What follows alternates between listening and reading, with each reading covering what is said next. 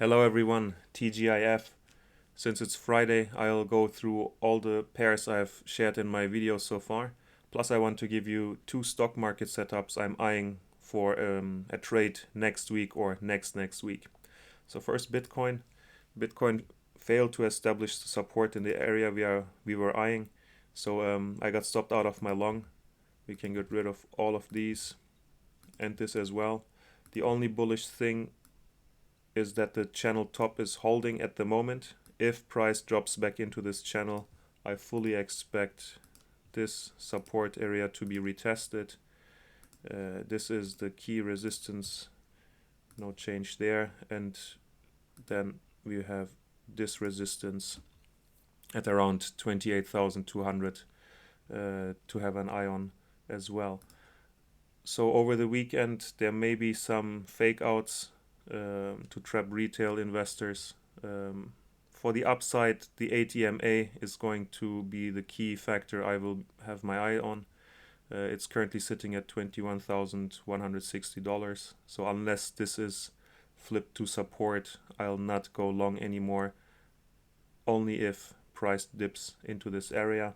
The Gone Trading Band EQ is currently also in this area, so this is a high probability target for me. But overall, we tend to overshoot or just scratch the top of the buy zone. So I have buy orders spread throughout this whole area. ETH is holding on better than Bitcoin. It's still holding the support. Price closed under the ATMA yesterday. Today it's pushing back up. We will have to wait for the candle close. It's still within the bull flag here. So ETH looks a little more bullish than Bitcoin right now. But if Bitcoin flushes down to the area we had marked on our chart, I do not think that ETH can hold either. Maybe this is an area to keep an eye on for ETH. 1800 could give a technical bounce, but overall I'm more interested in the 1700 and below area for longs, and for shorts still the same, around $2,000.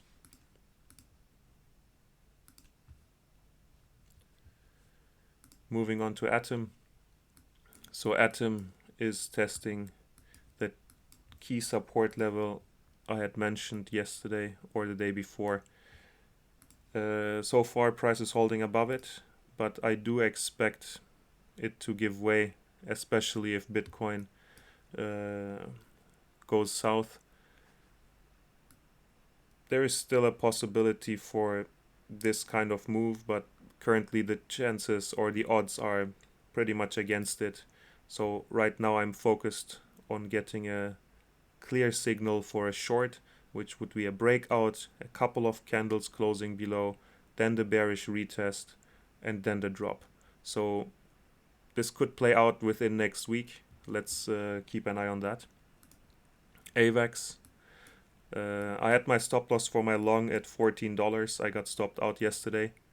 I would still be interested in giving this another shot. Maybe if price drops back to $13.70, targeting this fair value gap and maybe keeping my stop loss somewhere around here, because if price bounces from this pivot low and gets back over the channel, we have a chance at another run.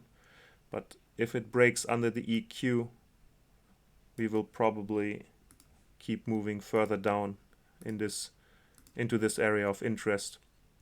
I would be interested in a long at around $12.75 maybe, but the trend line support comes in at around yeah, $12, depending on how fast this develops.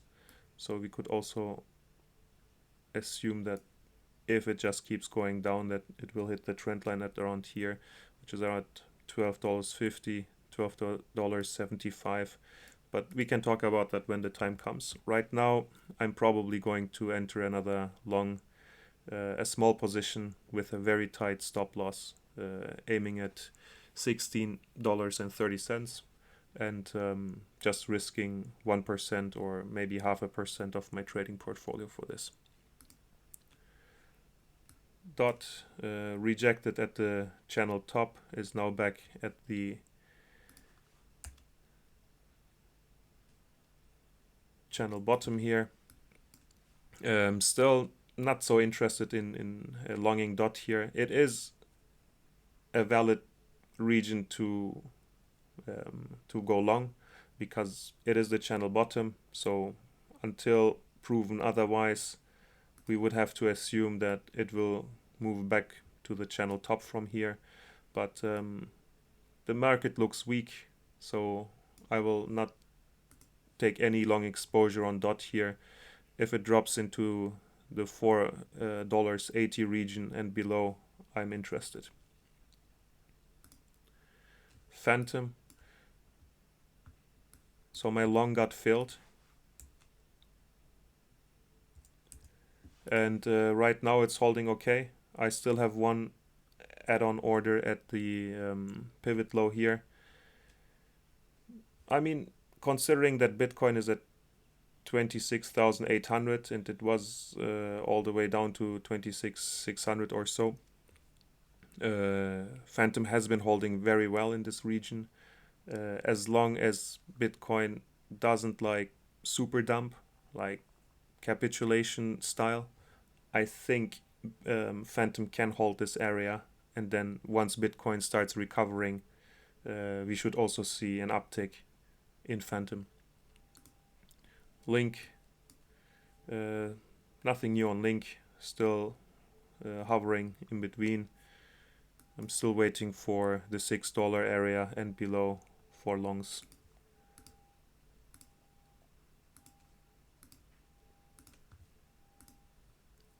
MATIC. So MATIC is back at the resistance here, the trend line resistance at around 90 cents. Struggling here for the past two days. Right now I still think a drop to 75 cents is in the cards since it's back in the bear flag. We will see if we get a retest of the channel low. But overall, as long as the 96 cents level isn't broken on MATIC, there is nothing that would warrant a long for me. Near, short going very well. It ultimately rejected and is now moving down. There is a little bit of support in this vicinity around $1.55, but I would say it's a minor support. It also has been tested quite a few times now, so I think it's just a matter of time until we break it. At this point of time with just a second. Yeah, so even if it breaks above the $1.70 key level, which we had mentioned, it is a tough sell for a long right now. If it breaks above 170, we can have another look, but right now definitely favoring the downside. Solana, after the technical bounce from this area, it rejected exactly at the level I had marked. So now we will probably see a retest of this area, $19 give or take, but I don't know, another retest. If there would be a positive divergence on the RSI while the price makes equal lows or a lower low here, then maybe I would be interested in longing this. but generally I'm still interested in this lower area here. So no changes here, but I will keep an eye on it and update it either in a video or on Twitter or in the channels if price dips back in here and I'm going to long. XRP, all right.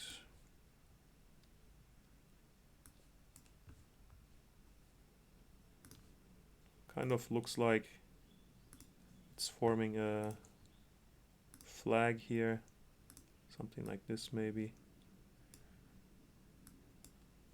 So I will be keeping an eye on whether we break out to the top or to the bottom.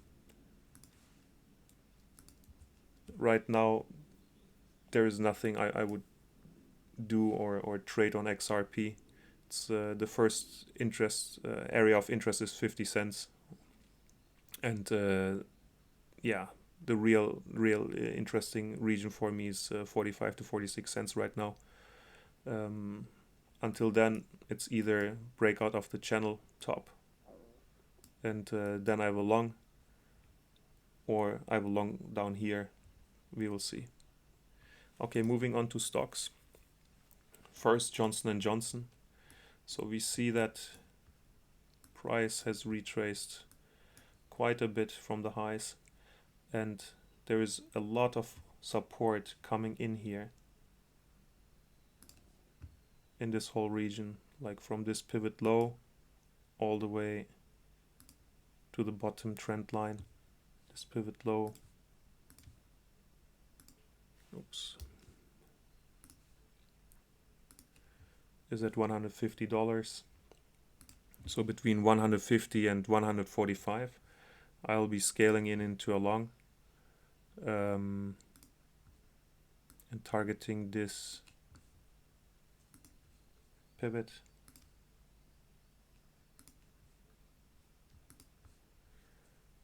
And setting my stop loss at around 3% from average entry under the lowest trend line.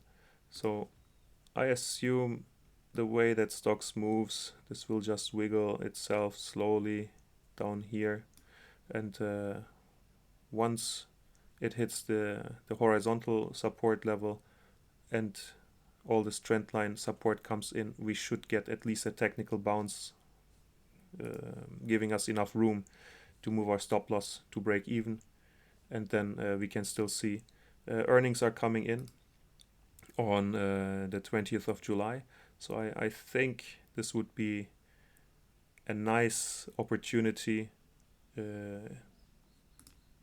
if price action moves down until shortly before July 20th. We get filled on our shorts, and then if the earnings are positive, we could see the bounce that we expect. The next one is Coca-Cola. So summer is starting.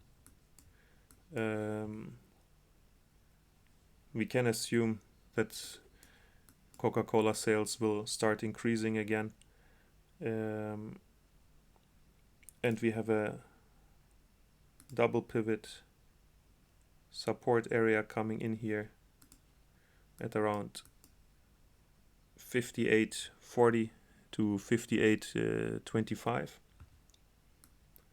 This is where I will take a long.